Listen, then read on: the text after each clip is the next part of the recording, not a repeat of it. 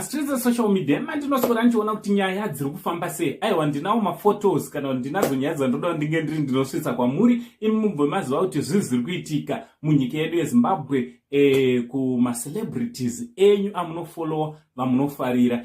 So chekutanga uri munyowani paSaint TV usati wasubscribe, aiwa ndinokukurudzira kuti subscribe, turn on your notification bell kuti every time patinouploada mavideos, every time patinounza nyaya dzichipisa, you will be notified. Umwe munhu anobva ofendewa nenyaya yekuti same face uyu achingotiti vazukuru vangu anditi aiwa pana chakashata chingondigamuchirawo sechanzwa chamai wako chilast born chidiki chachona zvotofamba zvakanaka anditi ndichizurudi kwese kwamuri vazukuru vasekuru Saint.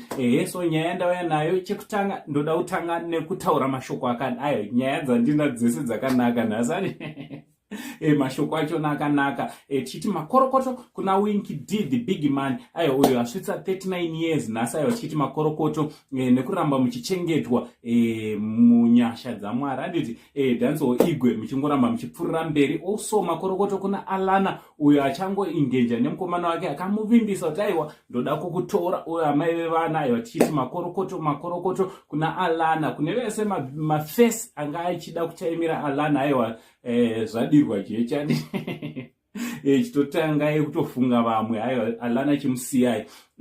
Also pane mufananidzo waLady Squanda uyo uri kutenderera aiwa ambassador wereggae. Aiwa zvakanaka izvi, ndofunga muri kungozvionera mega.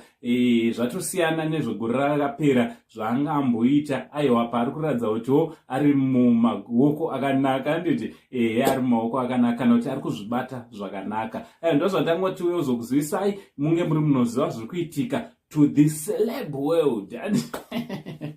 From Uncle Zain, the only Zimbabwean uncle, that is no much love.